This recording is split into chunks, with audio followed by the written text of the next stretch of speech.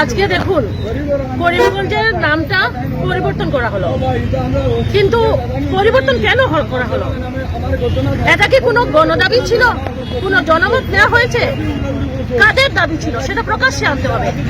করিমগঞ্জ নিয়ে যে ফাটল ধরানো হয়েছে দুটো সম্প্রদায়ের মধ্যে, তা কিসের ইঙ্গিত বহন করছে? ক্যাবিনেট একটা সিদ্ধান্ত নিয়ে নিল, করিমগঞ্জের নাম পরিবর্তন হয়ে গেল। আমাদের করিমগঞ্জের নাম পরিবর্তন হতে গেলে যে জনপ্রতিনিধিরা জনগণের ভোটে নির্বাচিত হয়েছেন, সেই জনগণের জনমত কোথায় নিয়েছেন? কোন জনমত ছিল? কোন গণদাবি ছিল?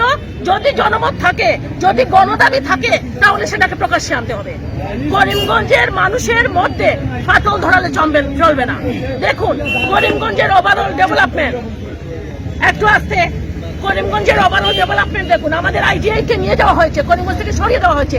আমাদের প্রান্তজ্যোতি পত্রিকা সেটা বন্ধ হয়ে গেছে।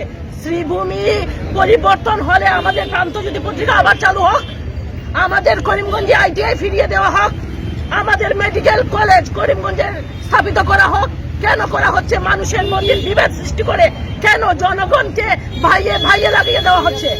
শ্রীভূমি হলে কি মানুষের পেটের খিদে বন্ধ হয়ে যাবে, না করিমগঞ্জ থাকলে বন্ধ হবে? তাহলে ঐতিহ্যপূর্ণ একটা নাম চেঞ্জ করার আগে কেন সেটা জনমত নেওয়া হলো না? কেন? কিসের ইঙ্গিত বহন করছে? তাহলে আমাদের মাননীয় মুখ্যমন্ত্রী কি চাইছেন?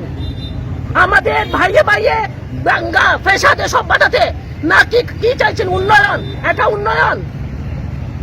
কালকে করিমগঞ্জ হসপিটাল দেখলাম উপর ফেটে জল পড়ছে, করিমগঞ্জ সিভিল হসপিটালের বিল্ডিং এ। শ্রীভূমি নাম পরিবর্তন করবেন মানুষের উন্নয়নকে বাদ দিয়ে, জনগণ এটা মানবে না।